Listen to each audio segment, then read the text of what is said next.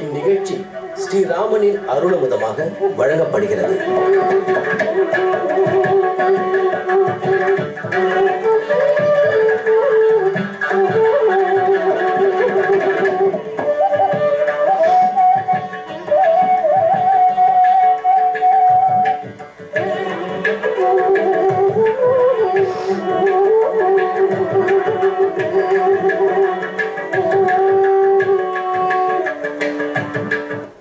கலயாமி கலித்வம்சம் கவிம் லோகதிவாகரம் யஸ்ய கோபி பிரகாஷாபிஹி ஆவித்யன் நிகதந்தமஹ. இந்த ஸ்லோகம் ஆழ்வார்களிலே கடைசியாக பிறந்த திருமங்கை ஆழ்வாரின் பெருமை பேச வந்தது. கலியின் கொடுமையை முடித்து வைப்பவர், நம்முடைய பாபங்கள் அத்தனையும் தன்னுடைய பாசுரங்களால் ஒழிக்கக்கூடியவர் திருமங்கை ஆழ்வார். நீலன், கலியன், பரகாலன், மங்கை மன்னன், ஆலிநாடன் என்றெல்லாம் இவ்வாழ்வாருக்கு பல திருநாமங்கள். 6 பிரபந்தங்களை இவர் பாடியுள்ளார். நம்மாழ்வார் 4 திவ்ய பிரபந்தங்களை இயற்றினார், 4 வேதங்களுக்கு சமமாக. அதப்போல் 6 அங்கங்களுக்கு சமமாகத்தான் 6 பிரபந்தங்களை திருமங்கையாழ்வார் இயற்றினார். அதில் ரொம்ப பெரிய திருமொழி. இதில் எத்தனையோ திவ்யதேசங்களுக்கு திருமங்கையாழ்வார் பல்லாண்டு மங்களாசாசனம் பண்ணியுள்ளார். அவருடைய திருவாக்கில் வந்த ஓர் திருத்தலத்தை தான் தற்போது நாம் அடைந்துள்ளோம். சில நாட்களுக்கு முன்னால் ஜடாயு மோட்சத்தை பற்றி பார்த்தோம். இப்போது ஜடாயுவுக்கு ஈமச்சடங்குகளை செய்த தலத்தையே அடைந்துள்ளோம். கும்பகோணத்திலிருந்து சுமார் 10 கிலோமீட்டர் தொலைவில் உள்ள புள்ளம்பூதங்குடி அழகான சிற்றூர். 2 திவ்யதேசங்கள் அருகருகே உள்ளன. ஒன்று புள்ளம்பூதங்குடி, மற்றொன்று ஆதனூர். அதிலே புள்ளம்பூதங்குடியைத்தான் தற்போது அனுபவிக்க போகிறோம். இங்கே ராமன் சதுர்புஜனாய் சயன திருக்கோலத்தில் உள்ளார். வல் வில் இராமன், வலிய வில் படைத்தவன் ராமன் பகவான். நாச்சியார் ஹேமாப்ஜ நாயிகியா பொற்சாமரையாள் என்னும் கூறுகிறார்கள்.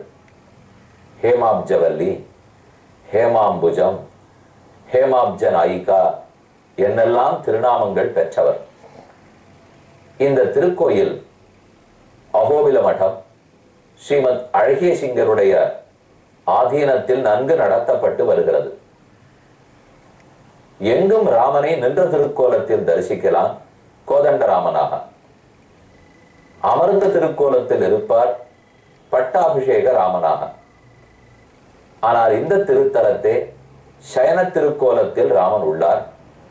காண்பதற்கு அரிதான திருக்கோலம். கோயில் பல்லாயிரம் ஆண்டுகள் பழமையானது. பூதபாண்டியன் என்னும் மன்னன் இத்திருக்கோயிலுக்கு நிறைய தொண்டுகளை செய்துள்ளார். ஆகவே பூதங்குடி என்னும் பெயர் வந்திருக்கலாம். அல்லது புல் என்றால் பறவை, அம் என்றால் அழகிய, பூத உடல், இறந்த உடல். பறவையான ஜடாயுவனுடைய இறந்த உடலுக்கு ஈமச்சடங்குகளை ராமன் செய்த இடமாதனால் புள்ளம் பூதங்குடி என்னும் பெயர் வந்திருக்கலாம். திருமங்கையாழ்வாரால் 10 பாசுரங்கள் பல்லாண்டு பாடப்பட்ட எம்பெருமான். வாயிலில் துவஜஸ்தம்பம், பலிபீடம். இங்கெல்லாம் விழுந்து வணங்கி கொண்டு கோயிலுக்குள் செல்கிறோம். ஆஞ்சநேய சுவாமி அஞ்சலி ஹஸ்தத்தோடே அனைவருக்கும் அனுகிரகிக்கிறார். தனித்த ஆச்சாரியர்கள் சன்னதியில் ஸ்ரீ வேதாந்த தேசிகனும் ஸ்ரீமத் அழகிய சிங்கரும் எழுந்துருளி உள்ளார்கள். அவர்களையும் தரிசித்துக் கொண்டு கருடனை வணங்குகிறோம். ராமனுக்கு கருடனா? ராமனுக்கு ஆஞ்சநேயர் புரிகிறது. ராமன் யுத்தத்தில் இருந்த போது கருடன் வந்துதானே நாகபாசத்தை எல்லாம் விடுவித்துக் கொடுத்தார். கருடனே ராமனுக்கு தொண்டு புரிந்திருக்கிறார். இத்திருக்கோயிலில் நிறைய வாகனங்கள் உள்ளன. நல்ல பெரிய வாகனங்கள். கருட வாகனம், ராமனுக்கு இருக்கும் திருவடி ஆஞ்சநேயர் வாகனம், சதுர்தந்தி 4 நீண்ட பற்களோட 4 தந்தங்களோடு இருக்கும் யானை, யான வாகனம், ஆதிசேஷ வாகனம், இவர்களை எல்லாம் தரிசித்துக் கொண்டோம். அருகில் விஸ்வக்சேனர், நரசிம்ம பெருமான் இருவரும் உள்ளார்கள். நடுவே ஆடும் கண்ணன் திருக்கோலம். கோயில் ரொம்ப ஆச்சரியமாக பராமரிக்கப்பட்டு வருகிறது. நீண்ட பிராகாரங்கள், வாயிலில் கிட்டத்தட்ட ஒரு 1000 பேர் இருந்து ராமனை சேவிக்கலாம். அவ்வளவு ஒரு பெரிய திடல். இது தானையும் தரிசித்துக் கொண்டு உள்ளே இனி தாயாரையும் பெருமாளையும் யோக நரசிம்மரையும் சேவிக்க புகுகிறோம். அதற்கு முன்பாக நாம் வாலி வதைப்படலம் கம்பராமாயணத்தின்படி பார்த்து வந்தோம். வாலி அடிபட்டு கீழே விழுந்தான். தன் நெஞ்சில் தைத்த பாணத்தை எடுத்து பார்த்து ராம என்னும் 2 எழுத்துக்களை கண்ணுற்றான். ராமன் ஓர் கணை தொடுக்க வாலி பல கேள்வி கணைகளை தொடுக்கிறான். ராமா, ஏன் மறைந்திருந்து கொன்றாய்? நான் மற்றொருவனிடத்தில் சண்டை போட்ட போது என்னை ஏன் அடித்தாய்? உமக்கும் நமக்கும் எந்த சண்டை, முன்விரோதம், பரிச்சயமே கிடையாது.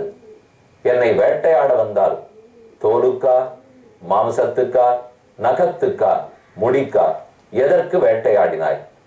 எனக்கு தண்டனை கொடுக்கிறாய் என்னால் நான் என்ன குற்றம் புரிந்தேன்? இந்த கேள்விகளுக்கெல்லாம் ராமன் சொன்ன பதிலை கண்டோம். இப்ப கம்பராமாயணத்தின்படி பார்ப்போம். வாலிவதை படலம். கோயியல் தருமம் உங்கள் குல துதித்தோர்கட்கெல்லாம் ஓவிய தெழுதவண்ணா உருவத்தாய் உடமையன்றோ ஆவியை, சனகன் பெற்ற வண்ணத்தை, அமிழ்தில் வந்த தேவியை, பிரிந்த பெண்ணை திகைத்தன போலும் செய்கை. ராமா, நீ திகைத்து போனாய். என்ன செய்கிறோம் என்று புரியாமல் மறைந்திருந்து கொன்று விட்டாய். நீ பல காரணங்கள் கூறலாம், ஆனால் நான் உண்மையான காரணத்தை சொல்லுகிறேன் கேள். உன் உயிரினும் மேலான மனைவியை பிரிந்திருக்கிறாய். எந்த ஆசை கணவனுக்கும் மனைவியை பிரிந்திருந்தால் அவனால் பதட்டமில்லாமல் இருக்க முடியாது. பல பேர் பிறந்த வீட்டுக்கு செல்லுவார்கள். செல்லும் போது கணவன் தான் சமைத்து உண்ண வேண்டும். இவருக்கோ வெந்நீர் வைத்து கூட பழக்கம் இருக்காது. பால் காய்ச்சி கூட தெரியாது. ஆனால் ஒன்றும் தெரியாதுன்னு சொல்லிக் கொடுக்க இவருடைய ஆண் பெருமை மனமிடம் கொடுக்காது. ஆகவே அவள் பிறந்த வீட்டுக்கு போயிருக்கிறாள். 10 நாட்கள் ஆயின. இந்த 10 நாட்களைத்தான் நன்று சமைத்து உண்கிறேன் என்று வேணுமென்று சொல்லிக் கொள்வார். ஆனால் கையிலும் காலிலும் வெந்நீர் சுட்ட எண்ணெய் பொரித்த கொப்பளம் தான் இருக்கும். இப்படித்தான் ஊர் உலகத்தில் பார்க்கிறோம். ராமன் என்ன, இந்த மனைவி கணவனுக்குள்ளேயே இவ்வளவு நெருக்கம் ஒற்றுமை இருந்து பிரிவதை தாங்க முடியவில்லையானால் அப்ப ராமன் சீதையின் பிரிவை தாங்குவானா? பிரிந்தபடியால் தான் என்ன செய்கிறோம் என்றே தெரியவில்லை போலும். கோயியல் தருமம் உங்கள் குல துதித்தோர்கட்கெல்லாம் ராமனை பார்த்து வாலி கேட்கிறார். உங்கள் குலத்தில், இக்ஷ்வாகு வம்சத்தில், மனுகுலத்தில் பிறந்த அனைவருக்கும் தர்மம் கைவந்த சொத்து. தர்மத்திலிருந்து ஒரு நாடும் மாறமாட்டீர்கள். ஓவியத்து எழுதவொண்ணா உருவத்தாய். ஒரு சித்திரம் வரைவதற்கு உட்கார்ந்தால் ராமனை படம் வரைய முடியாதாம். அத்தனை அழகு. ஓரளவுக்கு அழகு இருந்தா படத்தில் வரும். மிதமிஞ்சி அழகா இருந்தால் எப்படி படத்தில் வடிக்க முடியும்? ஓவியத்து எழுதவொண்ணா உருவத்தாய். இங்க நாம உற்று நோக்க வேண்டியது, நாமெல்லாம் ஒருத்தரை பிடிச்சிருக்குன்னு சொன்னா கொண்டாடுவோம், பிடிக்கலேன்னு சொன்னா ஏசுவோம், இகழ்வோம். இப்ப அம்பு தைத்து உயிருக்கு போராடி 2 நிமிஷத்துல உயிரை விட போகிறான் வாலி. ஆனா அந்த சமயத்துல தன் எதிரியான ராமனை பார்த்து, தன்னை கொன்றவனை பார்த்து ஓவியத்தெழுதவொண்ணா உருவத்தாய், பேரழகனே என்று கூப்பிட வேண்டுமானால் எப்படி இது சாத்தியமாகிறது? ராமன் நிஜமாகவே ஓவியத்தெழுதவொண்ணா உருவத்தான், உண்மையிலேயே அழகன். நாமெல்லாம் ஒருத்தர் அழகன்னு கொண்டாடுறோம்னால் நிஜத்தில் அழகானவரா இருக்க மாட்டார். அவர் எனக்கு பிடிச்சிருக்குங்கிறதுக்காக கொண்டாடுவேன். ஆகவே பிடிக்கலே நான உடனே கொண்டாட மாட்டோம், இகழ்வோம். ஆனா ராமன் விஷயத்தில் பிடித்ததோ பிடிக்கலையோ அவன் அழகு உண்மையாயித்தே. உண்மையே உண்மை என்றுதானே கூற வேண்டும். இங்கே போற்றுவதோ புகழ்வதோ இல்லை, உண்மை உரைத்தல் தான் உள்ளது. ஆகவே ஓவியத்தெழுதவொண்ணா உருவத்தாய் உடமையன்றோ உங்களுக்கு தர்மம் என்பது சொத்தாயித்தே. நீ ஏன் தர்ம மார்க்கத்திலிருந்து மீறினாய்? ஆவியை, சனகன் பெற்ற வண்ணத்தை, உனக்கு ஆவி போன்ற சீதை, ஜனகன் பெற்றுக் கொடுத்த ஹம்சத்தை போன்ற சீதை, அமிழ்தில் வந்த தேவியை, அமிர்தத்திலிருந்து உருவான சீதை, பிரிந்த பின்னை அந்த சீதையை பிரிந்தாய். திகைத்தன போலும் செய்கை. என்ன செய்கிறோம் என்று தெரியாமல் தவித்தாய். அறக்கரோர் அழிவு செய்து கழிவரேல் அதற்கு வேறோர் குறக்கென தரசை கொல்ல மனு நெறி கூறிற்று உண்டோ? ஒரு அரக்கன் உன் மனைவியை பிரித்து விட்டால் அதுக்கு பதில் பழி வாங்குவதற்கு ஒரு குரங்கை கொன்றுவிடு. இதுதான் உங்கள் மனு கூறினாரா? அரக்கன் தூக்கி போனால் அரக்கனை எதிர், ஏன் குரங்கை கொல்ல வருகிறார்? இதுவா மனு நீதி? இரக்கம் எங்கு உகுத்தாய் என்பால் எப்பிழை கண்டாய்? உன் இரக்கத்தை எங்கு விட்டாய்? என்னிடத்தில் என்ன குற்றம் கண்டாய்? அப்பா, பறக்கடி இது நீ பூண்டால் புகழையார் பறிக்கப்பாலார். இனி யார் உங்கள் இழந்த புகழை மீட்கப் போகிறார்கள் என்று பலவாறும் கேட்டான். செயலை செற்ற பகை தருவான் தெரிந்து அயலை பற்றி துணை அமைந்தாய் என புயலை பற்றும் அப்பொங்கு அறிவோக்கி ஒரு முயலை பற்றுவது என்ன முயற்சியோ? உன் மனைவி வேணுங்கிறதுக்காக சுக்ரீவனை நண்பனாக்கி கொண்டாய் என்று ராமா நீ கூறுகிறாய். ஆனா எனக்கு ரொம்ப ஆச்சரியமாக உள்ளது. ஒரு யானையை அடக்கி கொண்டு வர சிங்கத்தின் உதவியை நாடுவோமா அல்லது முயலின் உதவியை நாடுவோமா? யானை போன்ற ராவணன், அவனை அடக்க நீ என்னிடத்தில் வந்திருக்க வேண்டும். உடனே சீதையை மீட்டு கொடுத்திருப்பேன். ஆனா முயல் போன்ற சுக்ரீவனை நண்பனாக கொண்டிருக்கிறாய். இது நீ செய்தது நியாயம்தானா? ராமன் அனைத்தையும் கேட்டுக்கொண்டு பதிலிருக்கிறான். கொல்லலுற்றனை உம்பியை கோதவர்க்கு இல்லை என்பது உணர்ந்தும் இரங்கலை அல்லல் செய்யல் உனக்கு அபயம் பிழை புல்லல் என்னவும் புல்லலை பொங்கினாய். நீ குற்றம் புரிந்தாய். உனக்கு நான் தண்டனை கொடுத்தேன். உன் காலில் விழுந்த தம்பியை கொல்ல பார்த்தாய். அவன் எவ்வளவு வேண்டினாலும் மன்னிக்க மறுத்தாய்.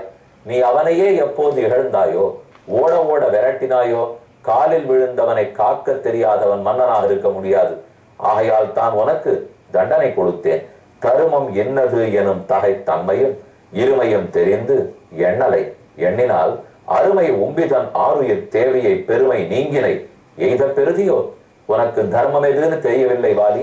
தெரிந்திருந்தால் உன் தம்பி மனைவியான ருமையை நீ கவர்ந்து சென்றிருக்க மாட்டாய். இப்படி ராமன் பலவாறாக பதில் கூற உண்மை உணர்ந்தான் வாலி. மறுபடியும் மனம் மாறி கூறுகிறான்.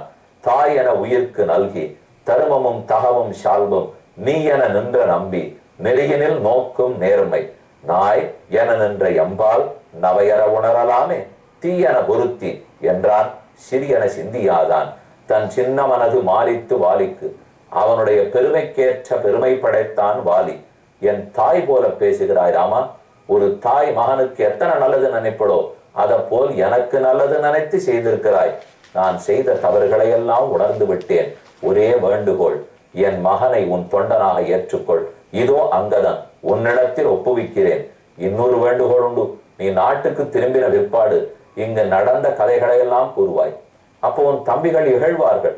இதோ சுக்கிரீவனும் ஒரு தம்பி, நாங்களும் தம்பிமார்கள். அவன் அண்ணனை கொல்வித்தான், நாங்கள் அண்ணனுக்காக நாங்களும் உயிரை கொடுத்தோம் என்று இகழ்வார்கள். அவர்கள் அப்படி இகழ விடாதே. இன்னும் ஒன்று இறப்பது உண்டால் எம்பியை உம்பிமார்கள் தன்முனை கொல்வித்தனர் என்று இகழ்வரேல் தடித்தீ தக்கோய். அந்த மாதிரி அவர்களை பேச விடாதே. ஏனால் என் தம்பி என்னை கொல்லவில்லை, எனக்கு பெரும் உதவி புரிந்திருக்கிறான். என்னான்னு பார்க்கிறாயாராமா? அவன் சின்ன அரசான கிஷ்கிந்தை அரசை எடுத்துக்கொண்டு பெரும் அரசான சொர்க்கத்தை எனக்கு விட்டு கொடுத்திருக்கிறான். அவன் அரசை கவர்ந்தான். என்ன அரசை? வெற்றரசு. சின்ன நாடான கற்கள் பொதிந்த இந்த பூமி.